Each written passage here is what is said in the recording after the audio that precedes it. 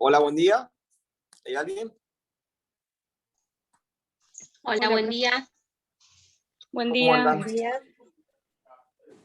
Hola, Buenas tardes.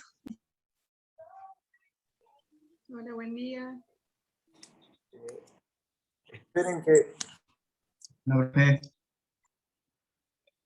¿Me escuchan bien? Sí, se escucha bien. Sí. Perfecto, ahí los estoy viendo y escuchando algunos. Si quieren, prendan la cámara, los que puedan, y muteen los micrófonos hasta que quieran hacer alguna acotación, alguna pregunta. ¿Me escuchan, no? Porque yo escucho medio cortado cuando me hablaron recién. ¿Sí? Sí, se escucha bien. Sí, profe, se Bien, Escucha, genial. ¿Cómo vienen con la materia? Y ahí estamos, estudiando. Bien. Más o menos. Bueno, ¿tienen alguna duda que me quieran preguntar de lo mío, de otros temas, de algo de la profesión, algo en general, antes de arrancar a hablar? ¿No? Bueno. Bueno, seguimos con las clases estas virtuales. A mí me toca un tema que es casi imposible poderlo dar bien por Zoom, que es el tema de juicio, ¿sí? Lo ideal de este tema es poder estar en una clase presencial y hacer exposiciones, hacer simulacros de audiencias. En general, en la cursada normal, hacíamos sobre todo los simulacros de interrogatorio, de contrainterrogatorio, pero bueno, vamos a dar como podemos. Voy a intentar no ser, digamos, técnico, ni doctrinario, ni nada parecido. Como siempre, quiero ir a lo práctico y a lo que a ustedes les puede servir para el día de mañana. Algo el doctor Ruiz ya les dio, me dijo que algo les había adelantado. Yo lo que les voy a dar hoy es el comienzo de la etapa oral, ¿sí? Ya vimos IPP, vimos etapa intermedia, vimos asistemáticamente la última fase, la parte de ejecución, y hoy vamos a ver, seguramente hoy, y la última clase que nos queda, el tema oral, de la etapa oral. ¿Cuándo arranca esta etapa? Arranca en el artículo 338, ¿sí? ¿Qué es el artículo 338? Es la citación a juicio, ¿ok? Comúnmente se le dice, che, me llegó la vista del 338, ¿sí? Se le dice 338. ¿Qué es el 338? En primer lugar, es una notificación que se le comunica a los abogados y a la parte, ¿sí? Al imputado o a la víctima si está presentada, donde se le dice: esta causa va a estar radicada, o se radicó y va a tramitar en este juzgado correccional o en este tribunal criminal, ¿sí? Y se le dice por quién va a estar compuesto, con nombre y apellido, de los jueces integrantes del tribunal o del juzgado. Eso a los fines de posibilitar que la parte o el abogado pueda introducir alguna cuestión de recusación de alguno de los jueces, ¿sí? Si no hubo una acusación por parte de los magistrados. Eso es lo primero que se hace, notificarle el tribunal o el juzgado y la integración del mismo, ¿sí? En la misma notificación, en la misma cédula, se emplaza a las partes a ofrecer pruebas, ¿sí? Ese ofrecimiento de prueba está integrado por un montón de supuestos que ahora los vamos a ir viendo, donde, por ejemplo, se pueden plantear nulidades de la causa, donde se pueden plantear cuestiones de previo y especial pronunciamiento, y un montón de cosas más que las vamos a ir viendo. Pero lo principal que ustedes tienen que saber es que el 338 está dividido de tres partes. Por un lado, el conocimiento a la parte del abogado de quiénes son los jueces y quién es el tribunal para posibilitar alguna recusación. Por otro lado, la citación a juicio propiamente dicha, y por otro lado esa posibilidad de ofrecer prueba, de introducir alguna cuestión de excepción, etc. El 338 es un artículo largo, varias veces modificado, y lo vamos a ir viendo de a poco, ¿sí? Lo primero que les quiero decir es lo procesal. El plazo que se tiene para hacer todo esto que ordena el 338 son 10 días, ¿sí? Sea causa correccional o sea causa criminal. En cualquiera de los dos supuestos, el plazo son 10 días. Este 338 se contesta por escrito, siempre se contesta por escrito, y en el caso de que estemos frente a un debate de juicios por jurados, va a haber una audiencia que es necesaria, o sea, es obligatoria. En el caso que sea un juicio ante jueces técnicos, esa audiencia puede o no puede estar. Depende si hubo un pedido de las partes. Con que una sola de las partes pida la audiencia del 338, que se le llama audiencia preliminar, ya es obligación fijar esa audiencia. ¿Sí? Lo que vamos a ver ahora, vamos a ir mechando un poco juicio técnico con juicio por jurado. Profe, perdón, una pregunta. Sí. ¿La audiencia preliminar hay que pedirla dentro del plazo de 10 días? Sí, es dentro del plazo de 10 días en el mismo escrito donde uno contesta el 338. ¿Ok? Gracias. Yo luego les voy a pasar, no sé bien cómo, lo puedo subir al grupo, un PDF para que tengan un modelo de escrito de la contestación del 338 para que sepan más o menos cómo se contesta. Lo que les iba a decir que vamos a ir echando el tema de juicio por jurados y juicio técnico, ¿sí? Que ya desde el mismo 338 varía sustancialmente. Recuerden que el juicio por jurados es una elección por parte del o de los imputados que está estipulado, comienza a estipularse en el artículo 22 bis, y recuerden que es posible la celebración de un juicio por jurados cuando la pena en expectativa supere, si no me equivoco, los 15 años de prisión. Ya les digo, sí, los 15 años de prisión.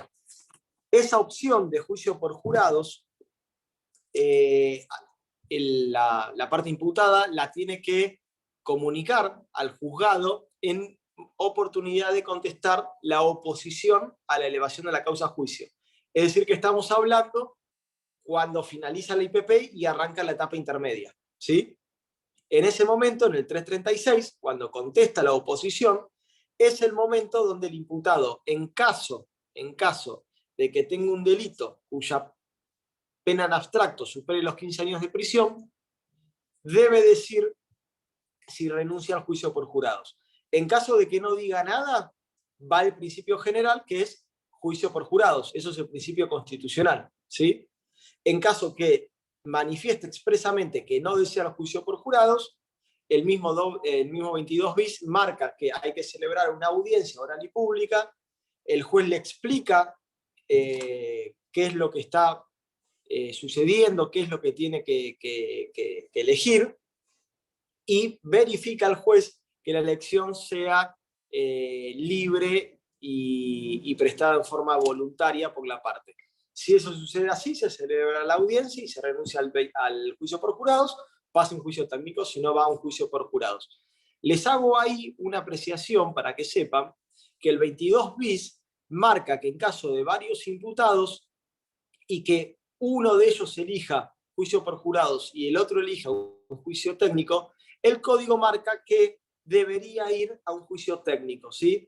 Esto es un claro error por parte de los legisladores, porque el principio constitucional marca que es el juicio por jurados el juicio natural, el juez natural de un proceso criminal. Por eso, por eso hay muchas declaraciones de inconstitucionalidad en casi todos los fueros de la provincia, donde marcan que en caso de elección de juicios por jurados por un imputado y juicios técnicos por parte de otro imputado, se divide la causa y se celebrará juicio técnico para quien lo eligió y juicio por jurados para quien lo eligió, ¿sí? Bien, dicho ello, vamos de nuevo al 338. En el 338, insisto, se notifica quiénes van a ser los jueces, quiénes van a ser el tribunal y se cita juicio. Lo primero, en esos 10 días que van a tener que decir ustedes, o una cuestión sistemática, lo más prolijo para enmarcar el escrito, es primero decir si tienen alguna causal o no de recusación, ¿ok? Entonces, ¿qué van a poner en escrito? Van a poner que vengo a contestar al 338 y que lo primero que tengo que decir es que no tengo causal de recusación. En caso de que la tengan, es ahí el momento para oponerla, ¿sí? Creo que vieron con el doctor Ruiz las causales de recusación de los jueces. Me remito a ello. En segundo lugar, lo que van a tener que indicar es si tienen alguna excepción de previo y especial pronunciamiento para plantear. ¿Qué son las excepciones? Creo que lo vieron también con el doctor Ruiz. Están unos artículos, ya les digo en qué artículos, artículos 328 a 333, y son, por ejemplo, la falta de jurisdicción o falta de competencia, la extinción de la acción, la prescripción del delito, etc. ¿Sí? Son excepciones que, en caso de proceder satisfactoriamente, harían que la causa finalice en ese momento, con un sobreseimiento. ¿Ok? Bien, luego de las excepciones, lo que van a tener que evaluar ustedes para que tenga una lógica sistemática al escrito, es si hay alguna causal de nulidad. ¿Qué es lo que marca el código? Marca que todas aquellas diligencias o aquellos actos que sean susceptibles de ser declarados nulos deben ser planteados en el 338, en esta oportunidad. Siempre y cuando, esta es la excepción, siempre y cuando aquellas nulidades... Oh. Acá estoy, perdón, me están llamando. Siempre y cuando aquellas nulidades no hayan sido opuestas en la etapa de la IPP y hayan sido resueltas. ¿Sí? ¿Qué les quiero decir con esto? Todas aquellas nulidades que ustedes hayan visto y no las hayan planteado en la IPP, las van a plantear en el 338. ¿Por qué puede ser que existan nulidades que no hayan ustedes planteado en la etapa de la IPP? Por un montón de cosas. Primero y principal, porque no se avivaron en su momento y se avivan recién ahora, que puede pasar. O también puede ser que les tocó un juzgado de garantías poco benevolente para los planteos de la defensa y una cámara de apelaciones también poco benevolente. Entonces dicen, no, bueno, me reservo esto directamente para el juicio. ¿Sí? Bien. Esas nulidades se articulan con expresión de los agravios en el mismo escrito y van a ser resueltas por el juez en momentos de resolver en forma íntegra el 338. ¿Sí? Ahora sí, vamos a ir, luego de esos supuestos, al verdadero ofrecimiento de prueba. Les digo, ustedes como defensores siempre van a ofrecer prueba de forma posterior a la fiscalía. ¿Sí? Ustedes no van a saber qué prueba ofrecer o a qué prueba oponerse por parte de la fiscalía si no tienen agregado y notificado el ofrecimiento de prueba por parte del fiscal. En caso de que haya particular damnificado, va a tener que ser tanto el fiscal como el particular damnificado los primeros que se expidan antes de los defensores. ¿Sí? Sucede muchas veces que los tribunales, en la vorágine del trabajo, notifican a todos el mismo día, y en ese caso ustedes van a tener que plantear un escrito diciendo, señor juez, solicito la suspensión del plazo, que primero le corran vista a la fiscalía y al particular damnificado, y luego, adjuntándome el ofrecimiento de prueba de las partes, me corran traslado a mí. ¿Sí? Bien, ofrecimiento de prueba. El ofrecimiento de prueba consta de varias cuestiones. En primer lugar, lo que ustedes van a tener que analizar es la prueba ofrecida por la fiscalía y por el particular damnificado, si lo hubiera. ¿Por qué es lo primero que ustedes tienen que analizar? Porque una de las principales cosas es realizar las oposiciones. ¿Sí? Para esto, ustedes van a tener que estudiar el artículo 366. ¿Sí? Ahora vamos a ver el 366. Estas oposiciones pueden ser de diferente índole. ¿Sí? Pueden ser directamente porque el fiscal está ofreciendo un testigo que es sobreabundante, o un testigo que no es útil, o una prueba pericial, por ejemplo, que no tiene que ver con el objeto de la causa. Y en ese caso ustedes van a tener que oponerse y decir, no, mire, señor juez, esta prueba no es conducente al hecho. ¿Ok? Pasa muchas veces que, por ejemplo, en un caso de homicidio, el fiscal quiere traer a la mamá, al primo, al hijo, al hermanito, al ahijado, para que vengan a llorar adelante del juicio y con eso causar algún... Bueno, disculpen que me están llamando mucho, yo generalmente lo pongo en modo avión, pero el wifi del estudio no anda del todo bien, me parece. Bien, les decía, en ese tipo de oposiciones, lo que ustedes van a plantear, cuando quiere entrar gente a causar sentimentalismos, es decir, miren, no tiene que ver con el objeto de la causa, no es útil, no es pertinente, solicito que el juez no incorpore esta prueba al proceso, ¿sí? De todas maneras, ustedes saben que rige la libertad probatoria y siempre, en principio de duda, o el criterio siempre va a estar a incorporar prueba y no a restringirla. Otro tipo de oposiciones van a surgir del 366. ¿Qué es el 366? Esperen que estoy yendo.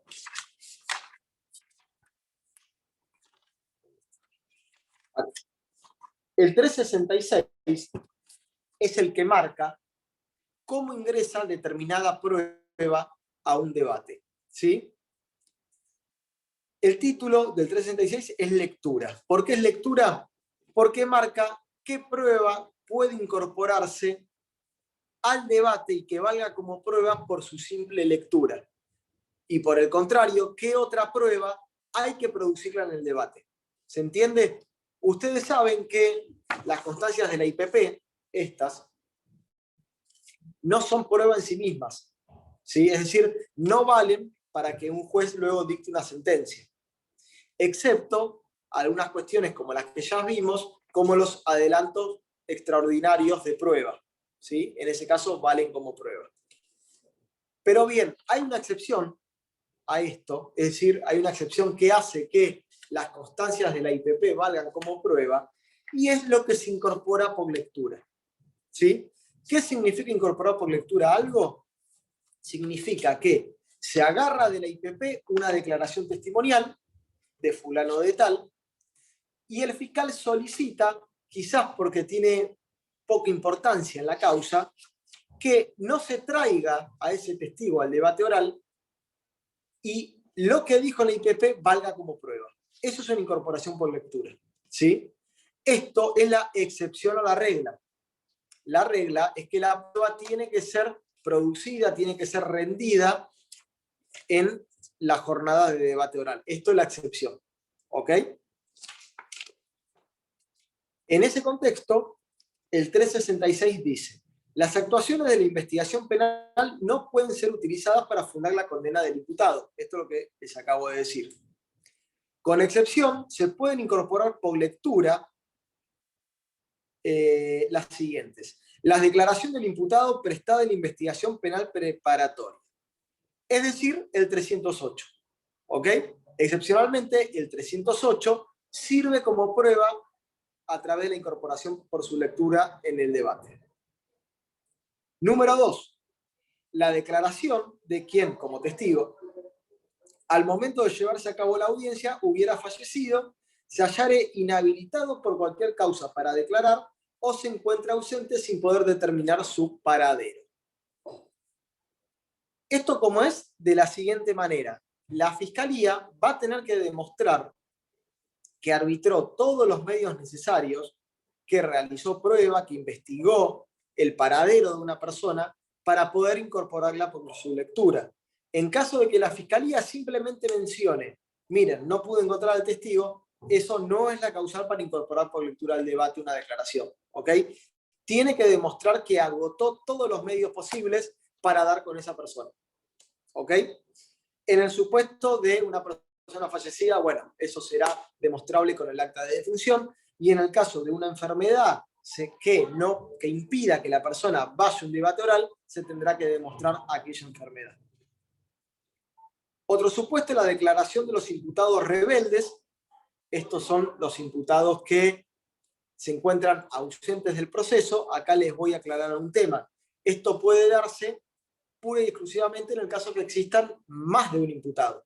En el caso que exista un solo imputado, no se puede proceder a un debate en ausencia del imputado, y en ese caso no se hará, ¿ok?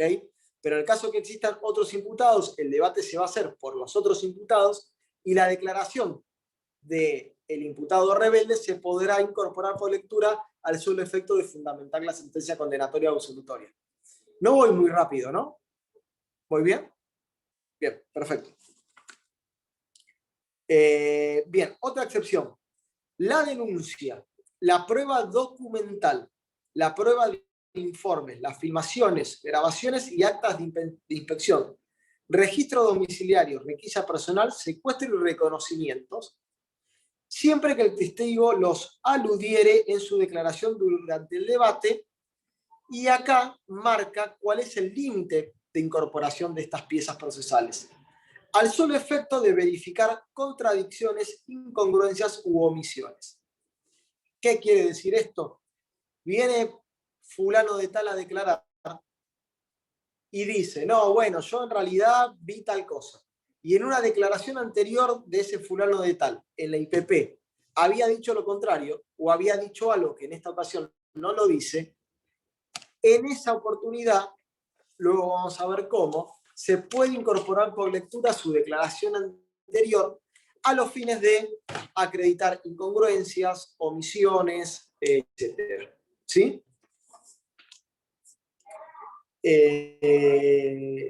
Perdón, profe, entonces Sí, se hace como una comparativa, digamos, de lo que está diciendo en el momento y de lo que dijo.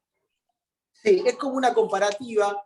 Siempre va a prevalecer por principio procesal la versión oral sobre la escrita, pero es una herramienta de litigación del abogado estar muy atento cuando venga a declarar Pepe, a ver qué dijo Pepe en la IPP, porque si es un testigo de cargo, es decir, en contra de nosotros, le vamos a querer buscar lo que se le dice el pelo al huevo. Si dijo que eran las 6 y ahora dice que eran las 7, si dijo alguna incongruencia, si dijo alguna contradicción, si dijo algo distinto, si no dijo algo que dijo y que a mí me sirve. ¿Ok? Sí, gracias. Bien. No, de nada. El 366, por último, marca que todos aquellos elementos probatorios de la IPP que se pretenden incorporar por el debate se podrán incorporar, aunque no estén aquí nombrados, siempre y cuando exista consenso entre todas las partes. ¿Ok? Por ejemplo, el 366 no marca como una posibilidad de incorporar por lectura las declaraciones testimoniales, pero las declaraciones testimoniales de que todas las partes estén conformes en incorporar por lectura, así podrá serlo. ¿Sí? Estas incorporaciones por lectura valen como prueba, como si hubieran sido rendidas en el proceso, y a pedido de cualquiera de las partes, se pueden leer durante el debate por secretaría. Es decir, viene una serie de testigos dispuestos por la Fiscalía a, no sé, marcar cuál era el auto del imputado. ¿Sí? En ese momento, para que no parezca algo incongruente luego, me gustaría a mí como fiscal que se lea la declaración de José, que la incorporé por lectura, que dice el color del auto. Entonces, solicito a la Secretaría que en ese momento, en ese debate, lea en voz alta a todas las partes y a los jueces esa declaración. ¿Ok? Bien. Volvamos al 338.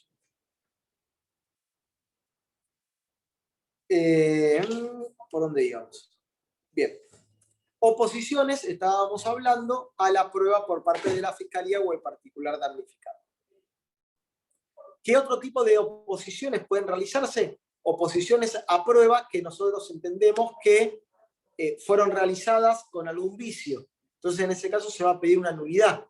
Por ejemplo, una rueda de reconocimiento mal hecha, una exhibición fotográfica, una inspección ocular, un peritaje. ¿Ok?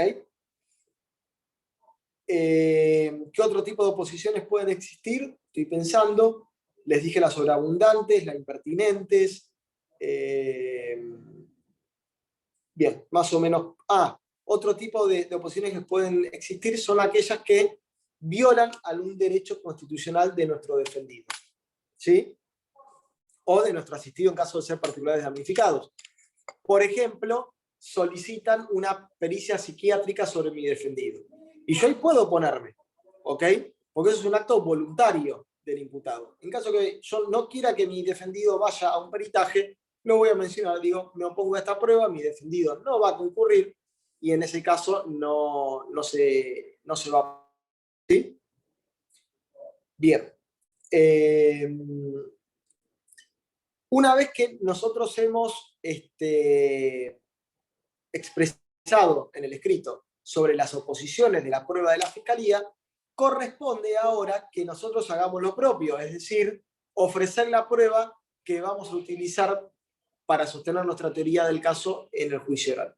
¿Sí? Muchas veces la prueba que vamos a ofrecer ya la ofreció o el propio fiscal o el particular damnificado. En ese caso lo que vamos a hacer es manifestar al juez, mire, señor juez, toda esta prueba que dijo el fiscal que quiere traer a juicio, yo me adhiero y solicito que sea tenida como prueba conjunta. ¿Ok? Ahora, hay un montón de pruebas que seguramente ni la fiscalía ni el particular damnificado han ofrecido y que nosotros queremos ofrecer. ¿Cómo se hace en ese caso? En un apartado separado se ofrece prueba. Primero, por una cuestión metodológica, se ofrecen las declaraciones testimoniales. Ofrecemos a fulano de tal, fulano de tal, fulano de tal. Ahí corresponde individualizar con el número de DNI, teléfono, dirección o lo que tengamos. Luego podemos ir a otros medios probatorios como incorporar prueba documental, ¿sí? Solicitar oficios, solicitar que se incorpore algún peritaje que se elaboró ya durante la IPP y la Fiscalía no lo incorporó, etc.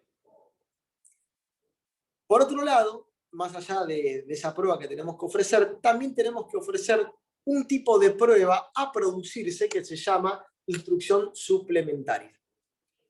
¿Qué es esto? Son todas las cuestiones probatorias que no se hicieron durante la IPP, que demandan un desarrollo y que queremos que se hagan para el debate oral. Eso es una instrucción suplementaria. Por ejemplo, una pericia que no se realizó. ¿Cuál es la diferencia con lo que acabo de decir? La siguiente, que el fiscal pudo no haber ofrecido una pericia que estaba en IPP, entonces en ese caso yo ofrezco la incorporación por lectura de la pericia y subsidiariamente la declaración testimonial del perito que actuó. Y distinto es este caso que le estoy diciendo de instrucción suplementaria. La pericia nunca se hizo en IPP. ¿Ok? Entonces, en ese caso, solicito la elaboración de la pericia en sí. ¿Qué pericias pueden ser? De cualquier tipo, o actividades probatorias de cualquier tipo, o libramiento de oficios de cualquier tipo. Cuando nosotros ofrecemos instrucciones suplementarias, es importante que le comuniquemos al juez cuál es el tiempo estimativo que pensamos que va a demorar esa instrucción suplementaria. ¿Sí? 60 días, 90 días, 120 días, etc. Bien. Luego de la prueba, o antes de la prueba, otro tema que tenemos que expedirnos nosotros es sobre la unión o la separación de juicios. Esto cuando se usa en general, para que ustedes sepan, cuando una persona procesada tiene más de un juicio en trámite y esos juicios se encuentran en etapas procesales parecidas y por una cuestión de estrategia de la defensa, entendemos que se deberían ventilar juntos esos juicios. En ese caso, solicitamos una unión o por el contrario, una separación de juicios. ¿Ok? Bien. ¿En qué caso pediría la separación, profe? No te escuché. ¿En qué caso pediría la separación? Bueno, por ejemplo, yo una vez pedí una separación de dos causas que cada causa tenía 25 hechos. Era un juicio de un año entero, hechos muy parecidos y muy difíciles. Entonces, en ese caso dije, mirá, entiendo que no puedo hacer un ejercicio de la defensa adecuado si en un mismo juicio me van a evaluar 65 hechos, una cosa así. Entonces ahí solicité la separación, que una causa vaya a un juicio, que otra causa vaya a otro. En ese caso, por ejemplo. Bien, ustedes saben que el principio que nos rige es el principio acusatorio, que son las partes las que ofrecen prueba, las que se oponen a prueba, las que solicitan cuestiones, pero el código establece que el juez puede sugerir, marca el código, sugerir a las partes que eliminen cierta prueba que podría resultar sobreabundante o repetitiva. ¿Ok? Esto se hace generalmente en la misma audiencia, así que se celebra audiencia, donde el juez, una especie de mediador, empieza a preguntar a las partes, y escúchame, a fulano de tal, ¿para qué lo querés? Para tal cosa. Y a fulano de tal, para lo mismo. Y a fulano de tal, bueno, abogado, pon un solo testigo. ¿Sí? Y va haciendo esa dinámica. Hay jueces que lo hacen mejor, hay jueces que lo hacen peor, pero es muy importante, me parece a mí, contar con un juez que pueda arbitrar esto entre las partes, porque al final de cuentas un juicio más puro para todas las partes es un juicio que va a beneficiar a todos. ¿Ok? Bien, en el mismo escrito van a tener que manifestar, si quieren, en caso de que sea un juicio técnico, la audiencia que se celebre, la audiencia preliminar, o si no la creen necesaria. Recuerden que aunque la pida una de las partes, la audiencia se celebrará. Y en caso de que sea un juicio por jurados, no tienen que decir nada porque la audiencia en ese caso es obligatoria. ¿Sí? Además, en este escrito también tienen que dedicar un apartado a más o menos decirle al juez cuánto entienden que va a durar el juicio oral. 10 jornadas, 3 jornadas, 5 jornadas, 85 jornadas. ¿Ok? Luego, también es importante que en este 338, el código no lo dice, pero si ustedes quieren grabar, ya sea con audio o con videofilmación el debate, lo soliciten por escrito, ¿sí? O en el marco de la audiencia. Bien, en el marco de esta misma audiencia, de la audiencia preliminar, es donde también las partes pueden arribar a una solución alternativa del conflicto, ¿sí? Recuerdan suspensión de juicio a prueba, juicio abreviado, que creo que lo vieron conmigo, me parece. En ese caso, muchas veces, que el código en realidad ordena que sea así, el fiscal, ya en la misma elevación a juicio, ofrece algún tipo de solución alternativa del conflicto. En el caso que nosotros la aceptemos, directamente vamos a solicitar que se fije audiencia y se acordará en la audiencia. Pero les digo, el ofrecimiento de prueba tienen que contestarlo igual, porque en caso que no lo contesten, imagínense si les rechazan el juicio abreviado o si les rechazan la suspensión del juicio a prueba, ustedes se comieron de contestar la prueba y venir a un debate sin prueba. ¿Ok? El mismo 338 marca para recordarles que hasta 30 días antes del debate es el tiempo oportuno para arribar a un acuerdo alternativo del conflicto. ¿Sí? A ver si se me pasó algo. Sí, se me pasó algo. Otro tema que tienen que tratar en el 338, y esto es un agregado de la ley de juicio por jurados, pero que sirve para los dos tipos de juicio, es los acuerdos sobre estipulaciones probatorias. ¿Qué son las estipulaciones probatorias? Son acuerdos que defensa y fiscal, o particular damnificado también, hacen sobre no discutir algún extremo de la imputación o algún extremo del hecho y darlo por probado. Para realizar esto, las partes van a tener que tener ya muy definidas las teorías del caso que cada parte va a presentar, para de esa forma pulir cuál va a ser la estrategia en el juicio y diferenciar lo que van a discutir con lo que no van a discutir. ¿Sí? Entonces, donde hace una convergencia de lo que no van a discutir entre las partes, van a poder realizar un acuerdo probatorio y van a poder eliminar prueba del juicio. Este acuerdo probatorio se realiza, como les digo, entre las partes, se propone al juez, y las mismas partes son las que proponen a la jurisdicción cómo narrar el hecho, cómo darlo por probado. ¿Sí? Por ejemplo, y esto se usa mucho en juicios por jurados, se arma una planilla donde se le dice al jurado que esto y esto ya está dado por probado. Por ejemplo, un homicidio.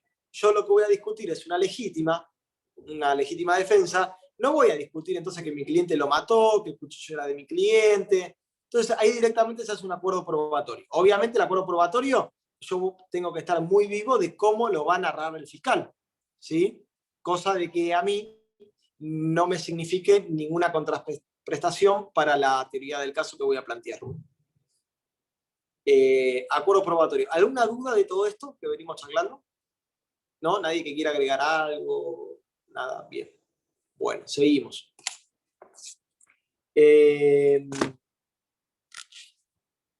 Una aclaración les hago. Cuando sea juicio por jurado, presten exclusiva atención, no así cuando sea un juicio técnico, a la finalidad de la prueba, ¿ok? Porque en un juicio por jurados, cuando hagan la audiencia del 338, el juez les va a preguntar para qué quieren cada testigo, cada prueba, y eso lo van a tener que relacionar con su teoría del caso. ¿Por qué? Porque todo el sistema impone que cuando un juicio se celebra por jurados sea lo más acotado posible, ¿sí? Tanto para que el jurado no esté 20 jornadas escuchando cosas que quizás no eran necesarias, como también para evitar que son personas legas, no se confundan, no se abrumen entre tanta prueba, y eso va a ser perjudicial tanto para fiscalía como para defensa, ¿sí? Entonces, sobre todo en juicios por jurados tienen que tener muy pulido para qué quieren cada prueba. Bien. Vamos al juicio por jurados, ¿sí? Les comento antes de seguir avanzando. El 338, luego de la audiencia o de ser contestado por la vista por las partes, el tribunal o el juzgado va a tener 5 días para resolver, ¿sí? Dentro de esos 5 días va a emitir una decisión y esa decisión va a ser comunicada a las partes. Las partes, en algunos casos van a poder apelar y en otros casos no van a poder apelar y van a tener que formular protesta. Les digo cómo es esto. Las causales que uno invocó de nulidad, siempre y cuando, en caso de proceder la nulidad, imposibilite la prosecución de la causa. Y los casos de excepción de previo especial pronunciamiento, cuando fueran resueltas de forma negativa, nosotros vamos a poder impugnar, vamos a apelar a la Cámara de Apelaciones, en esos casos, pura y exclusivamente, ¿sí? Pero cuando se trata de medidas de prueba, nosotros no podemos apelar, porque las medidas de prueba no son apelables. Lo que sí vamos a hacer es formular protesta, ¿sí? ¿Qué es la protesta? Es algo que se formula dentro de los 3 días de notificado. 3 días, recuerden que son 3 días de notificado. Y uno protesta sin fundamentación. No es necesario la fundamentación. ¿Cómo es esto? Yo pedí que se incorpore como prueba una pericia. El juez me la rechaza, formulo protesta. Porque el juez me rechazó esto. Punto, no digo más nada. ¿Sí? ¿Para qué sirve esto? Sirve que si el día de mañana hay una sentencia condenatoria, yo puedo ir al Tribunal de Casación, en caso que sea un juicio correccional, o a la Cámara de Apelación, perdón, al Tribunal de Casación, en caso que sea un juicio criminal, o a la Cámara de Apelaciones, en caso de que sea un juicio correccional, y decir, miren, hice una protesta, la protesta equivale como una reserva de recurrir a casación, y acá vengo a discutir la sentencia definitiva, por otras cuestiones seguramente también, pero también porque en su momento me rechazaron esta prueba. ¿Sí? Eso es la protesta. En caso de que no hagamos la protesta, no van a poder discutir posteriormente eso en el tribunal de alzada. ¿Se entendió bien? Bien. Sí. Bien. Vamos juicio por jurados. Bueno, ya les quedó claro cuándo procede y cuándo no procede un juicio por jurados, cuál es la pena, cómo es el procedimiento para renunciar al juicio por jurados en el 22 bis. Y obviamente, es una verdad de perogrullo, pero se las digo, cuando hay un juicio por jurados, obviamente es porque hay un juicio criminal, ¿sí? Es decir, que el director del proceso, el juez técnico del proceso, nunca va a poder ser un juez correccional. Siempre va a ser un juez de un tribunal criminal. Excepto que haya una subrogancia. el juicio, ustedes ven juicio por jurados o no en procesal penal, me parece, ¿sí, no? Sí, lo vemos. Bien, bien. ¿Ven cómo se conforman las listas? ¿Cómo es la dinámica del juicio y demás? Sí, Bien. sí. Entonces, Sí. vamos a dar como que ya saben todo eso. De última, el código procesal es recontra mega claro, parece un manual, un manual, de última léanlo, porque lo tienen que saber. Recuerde cuántos son los jurados, cómo se seleccionan los jurados, de dónde salen las personas que van a ser jurados, etc. Y vamos a ir a lo práctico, que es la idea de esta comisión. Y lo práctico para ver acá recién va a estar en la llamada audiencia de selección del jurado. ¿Sí? Seguramente también algo han visto de la audiencia de selección del jurado, pero vamos a ir a las cuestiones más prácticas. ¿Qué es la audiencia de selección del jurado? La audiencia de Borid. Es la audiencia donde, del universo de postulantes a jurados, las partes van a deseleccionar, porque en realidad no es una elección, no eligen, sino que deseleccionan. Bien podría llamarse audiencia de selección del jurado, y finalmente de esa audiencia van a quedar un número X, no vamos a saber cuántos, de postulantes al jurado, y sobre esos postulantes luego se va a hacer un sorteo y se va a reducir... Una pregunta, Sí. ¿deseleccionan quiere decir que impugnan, por ejemplo, un jurado y esa persona se excluye? ¿A eso te referís? Exactamente. Ahora vamos a ver las causales de excusación y las causales de recusación, con o sin causa. Por eso yo me estoy refiriendo que es una mal llamada audiencia de selección. Las partes no seleccionan los jurados que quieren, solo eligen los jurados que no quieren que de ninguna manera estén. ¿Se entiende? De esa audiencia, como les decía, va a resultar un número X de postulantes al jurado, y sobre ese número X se va a proceder a un sorteo para que quede el número final de jurados y jurados suplentes. ¿Sí? Bien. ¿Cómo se va a llevar a cabo prácticamente, en forma práctica esta audiencia? Depende del tribunal. ¿Sí? Yo creo que es una buena práctica, en forma anterior a la audiencia, enviar un oficio a cada jurado con un pliego de preguntas hechos por las partes, de común acuerdo. ¿Sí? Hay tribunales que lo aceptan y hay tribunales que no lo aceptan. ¿Cuál es el problema? Que los tribunales que no aceptan un pliego anterior de preguntas hacen que las audiencias de selección de jurados sean interminables. Porque yo, para hacer un adecuado ejercicio de la defensa, por cada postulante a jurado, voy a estar un tiempo muy largo para descifrar si hay algún motivo por el cual yo no quiero que esa persona sea mi jurado. ¿Sí? Entonces, los tribunales que aceptan un interrogatorio previo hacen que el juicio cobre otra dinámica. Yo ya con antelación voy a haber estudiado el pliego de preguntas que me contestan los jurados y ya voy a ir sabiendo que jurado 1, jurado 5, jurado 6 contestaron cosas que a mí no me gustaban. ¿Está? Y todas esas preguntas me las voy a ahorrar y quizás son 1 hora de juicio por cada jurado. ¿Ok?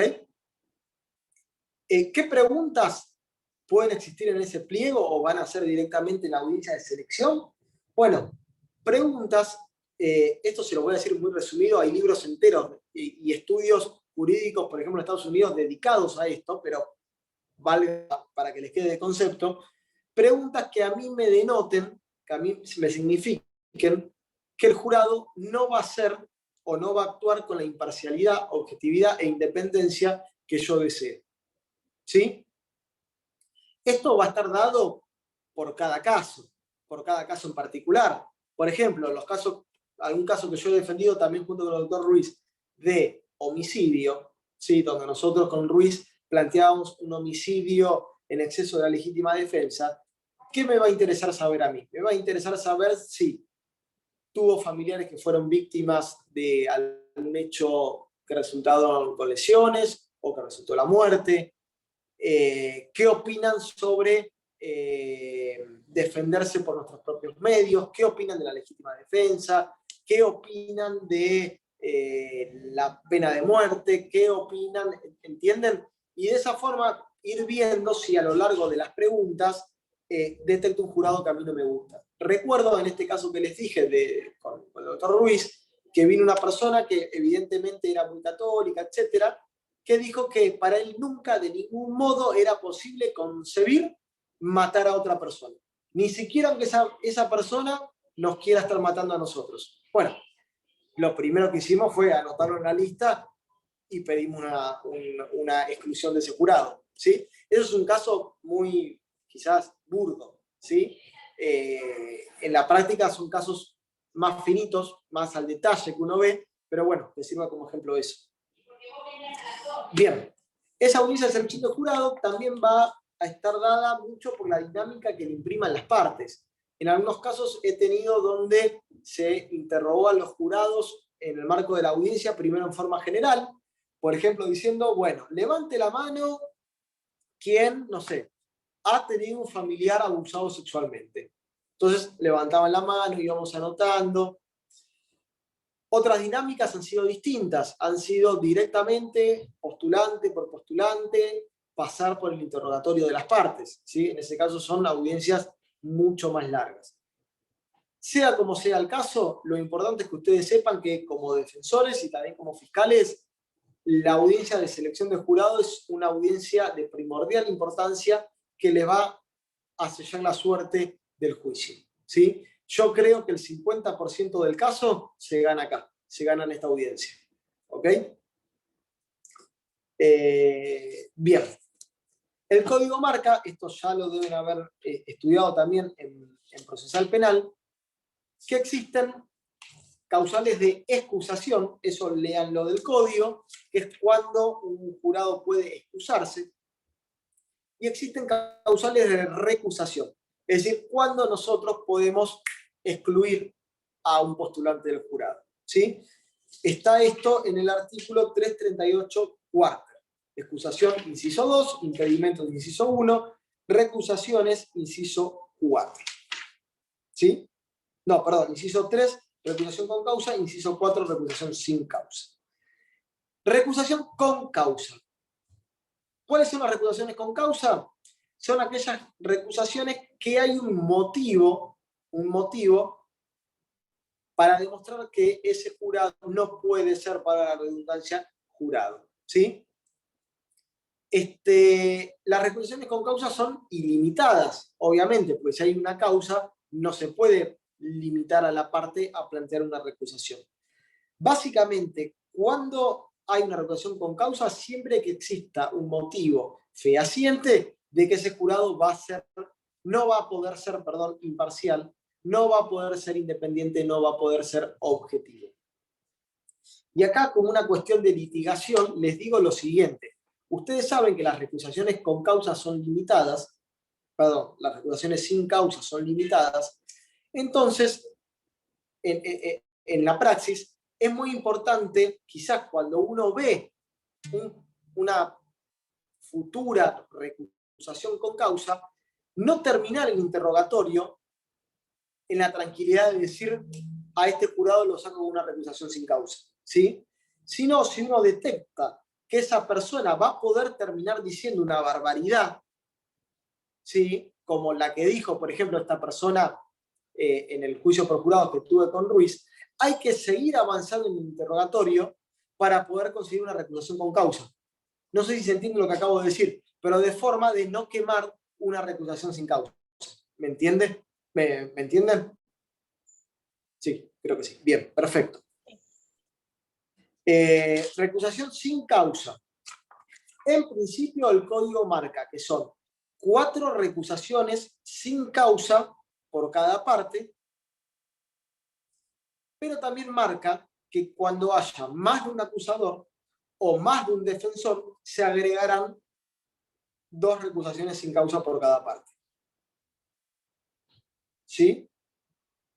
También esta sumatoria sucede cuando hay, por ejemplo, 2 acusadores, es decir, que se suman 2 recusaciones sin causa, pero hay un solo imputado. pero en ese caso también se le da al imputado, por equivalencia, 2 recusaciones más. ¿Ok? Bien. Luego de la audiencia de morir, inmediatamente, ¿hasta qué hora era la clase? Hasta y 20 más o menos, y media, ¿no? Menos cuarto. Hasta menos cuarto, perfecto, la hacemos hasta y media. Bien, luego de realizada la audiencia de morir, se sortean los jurados que quedan, y lo próximo a hacer es comenzar inmediatamente el juicio por jurados. Lo primero que van a hacer es el juez técnico tomar juramento a los jurados, ¿sí? El juramento de los jurados está formulado expresamente en nuestro Código Procesal. Ya les digo dónde, que no lo recuerdo.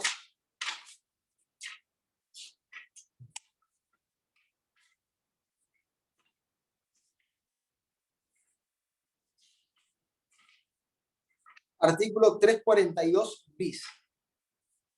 Y ahí está el juramento que luego leanlo con tranquilidad, esto no se lo vamos a andar tomando, pero para que lo lean, ese es el juramento que debe tomarle el juez al tribunal por jurados.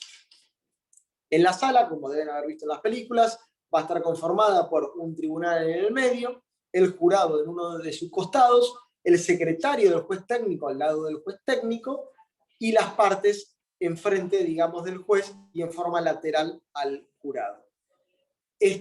A los jurados se les va a suministrar, para que sepan, una carpetita, generalmente, con una virome y un bloc de notas para que puedan ir tomando alguna nota si así fuera necesario durante el debate. Estoy viendo si...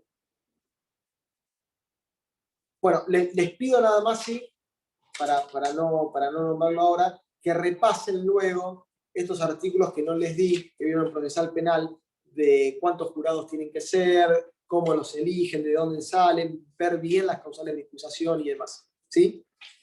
Bien, el primer acto de las partes en el juicio por jurado, en el juicio técnico también, son los alegatos de apertura. ¿Sí? Es decir, luego de tomarle juramento a los jurados, luego que les explica el juez al jurado qué es lo que van a ver, qué es lo que va a pasar, y le da algunas instrucciones mínimas, que eso se denomina las instrucciones iniciales al jurado, que luego las vamos a ver bien, las partes pasan a hacer sus alegatos de apertura. ¿Sí? ¿Qué son los alegatos de apertura? En primer lugar, va a exponer el fiscal, luego el particular damnificado si lo hubiera, y luego la defensa. Los alegatos de apertura es una introducción, si se quiere decir así, al jurado de lo que van a presenciar. Y sobre todo, una introducción, una promesa de lo que yo como fiscal o yo como defensor particular voy a hacerles ver durante el debate. ¿Sí? Ojo con esto, es un alegato inicial cortito, de no más de 5 minutos, donde las partes sientan sus bases fácticas y jurídicas, su teoría del caso. ¿Sí? Leticia Lorenzo, que es una mujer jueza de una provincia, no me acuerdo cuál, que escribe mucho sobre litigación, se los recomiendo, son libritos muy cortitos que les van a ayudar tanto en penal, como en civil, como en laboral, como en el fuero que hagan, porque enseñan a litigar, enseñan a preguntar, a contactar. ¿Es una jueza del sur, puede ser? Una jueza del sur, sí, no sé quién habló, pero es una jueza del sur. Creo que es San Martín, Neuquén, un lugar creo así. Que sí. Sí, es feminista, me parece. Sí, bastante. Son libritos muy cortitos. Esperen que tengo uno por acá. Son unos manualcitos así de colores, muy finitos, muy prácticos, muy explicativos, y sobre algo que se encuentra bastante ausente en la facultad, que es la litigación. ¿Sí? En esos libros se los recomiendo para cuando se reciban, les enseña a interrogar un testigo, contraexaminar un testigo, preparar la prueba, hablar en público. Para mí eso es una colección bastante linda y barata. Creo que cada libro está a 600 pesos, 500 pesos, una cosa así. Bien, no sé a qué iba con todo esto. Ya está, el tema de los alegatos de apertura. Leticia Lorenzo, esta mujer, dice, y a mí me gusta mucho ese concepto, que en los alegatos de apertura, ¿hola? Bien, que en los alegatos de apertura lo que hacen las partes es concederle al jurado los lentes con los que nosotros queremos que vea nuestro caso, ¿sí? Y la verdad que es un concepto que me gusta mucho. Otro, Harfuch, que es muy compañero de Leticia Lorenzo, que escribe en otra colección, o en esta misma, no me acuerdo, dice que es el alegato de apertura como ver el avance de una película, el tráiler que uno ve cuando va al cine, o lo que te pasan en YouTube, en las publicidades, o sea, es ver una publicidad de una película, es contarles en pocas palabras algunas escenas perdidas de la película que van a ver. Bien, esos son los alegatos de apertura. Producidos los alegatos de apertura, entonces estoy contando quizás un poco a grandes rasgos, comienza la etapa de producción de prueba del debate. ¿Qué es la etapa de producción de prueba? Declaraciones de testigos, declaraciones de peritos, lecturas de documentos, inspecciones, reconocimientos, etcétera, etcétera, etcétera.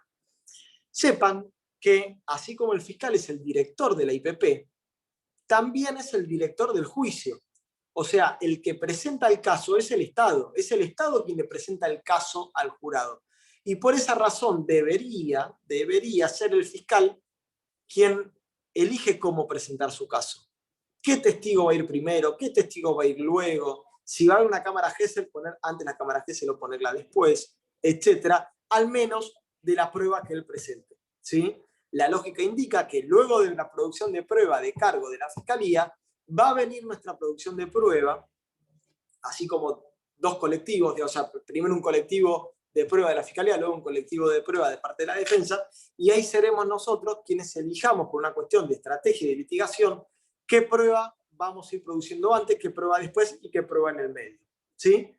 Como principio general, lo que indican los libros, que es bastante lógico, prueba contundente al principio, prueba conclusiva y contundente al final, y en el medio irme echando quizás aquella prueba un poco más satelital o de no tanta envergadura, ¿sí? Bien, al final, luego de la producción de prueba, van a estar los alegatos finales o los alegatos de clausura, ¿sí? Las conclusiones finales de las partes. También van a ser con la misma dinámica, primero Fiscalía, luego particular damnificado, luego defensa, y en este caso ya son alegatos más largos, adelante de un juicio por jurado, se indica que no más de 15 minutos, donde las partes van a hacer una especie de resumen de lo que pasó durante el debate, van a indicar sus fundamentos jurídicos y sus fundamentos de hecho, y luego de ello, el fiscal tiene obligación de expedirse sobre la concurrencia de atenuantes, la concurrencia de agravantes, que luego vamos a ver qué son, la concurrencia de eximentes de responsabilidad, la comprobación de la autoría, de la materialidad, y por último, obviamente, solicitar al jurado una condena, por qué delito penal y de cuánto tiempo, ¿no? El particular damnificado igual, y luego hará lo suyo el defensor, argumentando los motivos por los cuales no puede hacerse lugar a lo planteado por la Fiscalía. Diferencias obvias entre un juicio técnico y un juicio por jurados, que en un juicio técnico uno va a poder hablar con el lenguaje que normalmente utilizamos, vamos a poder directamente hablar de dolo sin explicar qué es el dolo, vamos a poder nombrar a Zaffaroni sin explicar quién es Zaffaroni, etcétera. Vamos a poder nombrar jurisprudencia, que en un juicio por jurado claramente no, están hablando de personas legas, va a tener que ser todo en un lenguaje básico y con un razonamiento muy lógico, muy común, ¿ok? Bien, esto si fuera una clase práctica estaríamos haciendo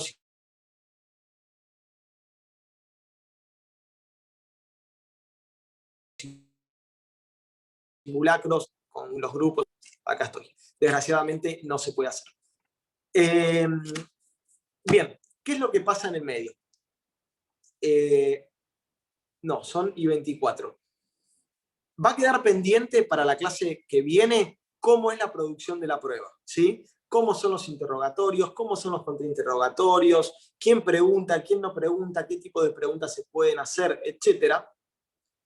Termino estos 5 minutos explicándole estos rasgos que les estuve indicando, procedimentales de qué sucede luego de los alegatos de clausura.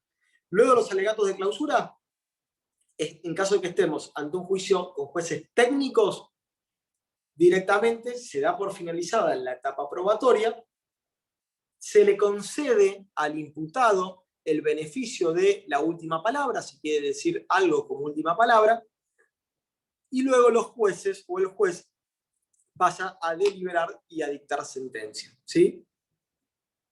Ese dictado de la sentencia obviamente tiene un plazo para hacerlo, no lo va a hacer en el momento del debate. Luego vamos a ver bien cuáles son los plazos. En caso de un juicio por jurados, hay unas cositas más. Luego de los alegatos de clausura, se hace salir al jurado y las partes van a convenir en común acuerdo y con el juez cuáles van a ser las famosas instrucciones finales que hay que brindar al jurado, ¿sí? Y esto es de lo más importante en miras del eventual recurso de casación. Ustedes saben que el jurado, al ser lego, las herramientas de derecho que tiene se las da el juez. Es el juez quien les explica, miren, van a resolver una defraudación. Una defraudación es esto, esto, esto y esto. Ustedes tienen que decir si hay o no una defraudación en base a este requisito y este requisito. Esas explicaciones que le da el juez, de explicaciones tanto de derecho, jurídicas, como de valoración de la prueba, son explicaciones que tienen que estar consensuadas por las partes, ¿sí? Dentro de esas explicaciones va a haber explicaciones que la defensa va a querer que se hagan de un modo, que la fiscalía van a querer que se hagan del otro, ¿ok? Entonces ahí, en esa divergencia que va a tener el juez con nuestros intereses, es donde nosotros tenemos que estar muy avivados y formular protesta. La misma protesta que se formulaba en el 338, aquí y en forma verbal, ¿sí? Sin fundamentar. Esa protesta lo que significa es, che, señor juez, mirá, para mí esto se lo estás explicando mal. Y esa mala explicación va a llevar a que el jurado tome una decisión contraria a derecho. Y esa protesta va a valer como motivo para ir al Tribunal de Casación. Esto es de vital importancia. En caso de que la parte no haya formulado protesta, aunque luego se avive que había una explicación mal hecha con un error, no va a poder ir a casación por no haber formulado protesta, ¿sí? La única excepción a la no formulación de protesta es que se violente algún principio constitucional. Por ejemplo, que esté mal explicado el indubio pro reo, que esté mal explicado el principio de inocencia, ¿sí? Bien. Luego de producida esta microaudiencia sin presencia del jurado, se hace otra vez volver al jurado, se le da la última palabra a los imputados y el juez pasa a explicarles al jurado las instrucciones finales y les brinda incluso una copia. Luego de las instrucciones finales, el jurado pasa a deliberar y quiero que sepan también que esto lo deben haber visto seguramente en procesal penal, léanlo, porque es bueno que lo remarquen, que lo repasen, son los modos en que el juez le dice al jurado cómo llegar a un veredicto, ¿sí? ¿Qué pasa en caso de duda? ¿A quién le tienen que preguntar en caso de duda? ¿Cómo es la formulación del veredicto? Etcétera, etcétera, etcétera. ¿Sí? Chicos, hoy no vemos más nada, nos queda la última clase mañana. Vamos a ver la etapa que no vimos hoy, que es lo que pasa en el juicio. Vamos a ver... No, mañana no, estoy quemado de la cabeza, perdón. La próxima. La próxima. Bueno. Sí, vamos a ver qué pasa en el medio del juicio. Vamos a hablar un poquito de los recursos de apelación y los recursos de casación. Y nada, alguna cosa más. Escuchen, consejo. Creo que la última clase, la que nos queda, intenten darle un repasín a la materia, cosa de poderme preguntar alguna cosa que tengan dudas. ¿Sí? Dale, profe, gracias. Bueno, Gracias, chicos, profe. nos vemos, suerte. Un abrazo. Buen fin de- Gracias, hasta luego. Hasta luego, gracias.